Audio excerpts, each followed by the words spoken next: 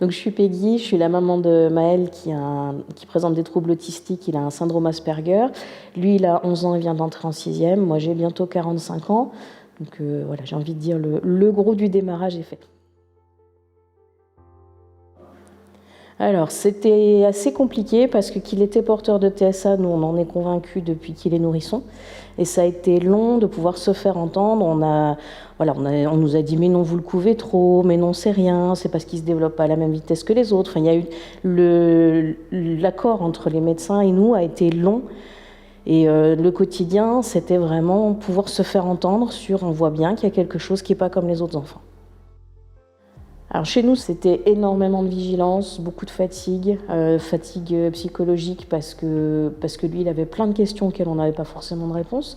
Fatigue psychologique et sociale, de toujours réexpliquer que ben non, on ne laissait pas tout passer, mais il y avait des crises émotionnelles que lui, il ne pouvait pas gérer, des gros moments de doute, une grande dépression, puis fatigue physique parce qu'il dormait très très peu. Maël, chez nous, lui, il dormait vraiment pas beaucoup. Il a dormi avant 4 heures du matin, après ses 4 ans. Il supportait pas qu'on le prenne dans les bras, il portait rien sur la tête. Il a parlé vraiment très très tôt. Il a commencé ses premiers mots à 8 mois. Et nous, ça nous semblait tôt, mais pas à ce point, mais si quand même. Il avait vraiment des sujets, des obsessions forts, une hypersensibilité à la lumière. Enfin, il commence seulement à avoir le sens de ce qui pourrait être dangereux. Il était, nous-mêmes on disait fugueur, mais pas dans le sens où il se sauvait, mais dans le sens où il n'avait pas de limite. Fallait quand même vérifier que les portes étaient fermées, savoir ce qu'il faisait. Plein d'idées d'exploration. Il a craqué la première allumette, il avait 4 ans. Enfin, des choses qui n'étaient pas en lien avec son âge et sa maturité affective. Vraiment un faisceau de choses. Nous, on était convaincus. Il a fallu du temps pour qu'on nous dise bon, ça persiste, allez, on fait un bilan. Alors, le bilan a été vraiment terminé l'année de ses 7 ans, je crois, et ça a duré à peu près 1 an. Au moment du diagnostic, nous, on s'est sentis vraiment soulagés, vraiment pouvoir se dire on vous le dit, c'est pas nous qui le couvons. Et suite à ça, il y a des choses qui doivent se mettre en place. Il a des droits, il est différent, il n'est pas juste capricieux.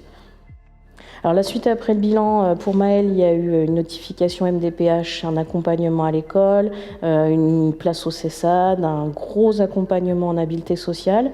Alors il a une AESH, une notification permanente.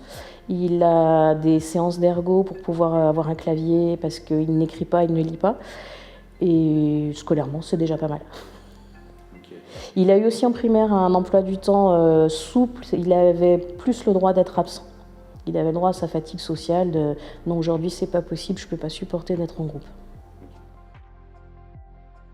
Ça a quand même changé qu'on arrive dans la journée, là, quand il est au collège avec son AESH, j'arrive à y penser moins, à pas me demander comment il va, pas surveiller le téléphone en me disant bon, on va m'appeler en urgence parce qu'il y a une crise émotionnelle qu'on n'arrive pas à gérer. L'accompagnement fait qu'on arrive à prendre de la distance et à revivre un peu nos vies. Et puis nous, de notre côté, en famille, vraiment pouvoir se dire c'est comme ça, c'est un fait, il y a des deuils d'éducation ordinaire à faire. Et puis l'accompagner au mieux dans sa différence et être épanoui dans sa différence à lui. Alors pour le trouble de Maël précisément, il y a encore des défaillances parce que ça se voit pas. Il le porte pas sur lui, il n'a pas l'air autiste, il parle. Enfin, il y a plein de situations où on nous dit mais non, on vous a donné le diagnostic, mais c'est pas vrai. Notre généraliste, qui est pourtant fantastique sur je vais dire tout l'ordinaire du quotidien, lui nous a toujours dit oh non, c'est pas, non, il est juste très, très intelligent, mais c'est juste normal. Enfin, même avec le diagnostic, il arrive quand même à nous dire oh mais on donne des diagnostics facilement. Alors je me suis beaucoup renseignée sur le trouble et je le connaissais déjà avant parce que je suis enseignante spécialisée, c'est aussi pour ça qu'on l'a identifié tôt, nous. Beaucoup de lectures, beaucoup de rencontres avec les associations locales ou pas locales. On lit des témoignages à longueur de temps parce que nous, ça nous semble super important de faire le tri entre ce qui est sa personnalité et ce qui relève plus du trouble. Pouvoir vraiment dire ça c'est son caractère et là on peut travailler dessus et là c'est ce qu'il ne peut pas gérer et ça à part continuer à prendre de l'info tout le temps, on n'a pas trouvé de solution. Et puis l'équipe du CRA qui fait les bilans nous a aussi invités très tôt à une journée des aidants pour nous présenter toutes les structures qu'il pouvait y avoir dans le coin.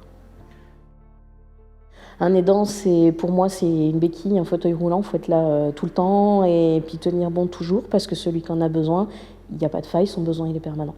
Parce que malgré tout, avant de se dire je suis aidante et c'est pour ça que je suis fatiguée, il y a tout un temps où on se dit je suis une maman et j'y arrive pas, je tiens pas la route, qu'est-ce qui se passe? Souvent, on s'oublie complètement parce que son urgence à lui, elle passe avant.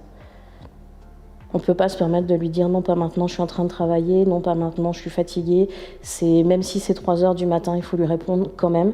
Il n'est pas maître de lui autant qu'un autre. Il faut dire j'ai aussi moi besoin de respirer, je ne suis pas plus guerrier que ce que je crois et c'est fatigant d'être un aidant.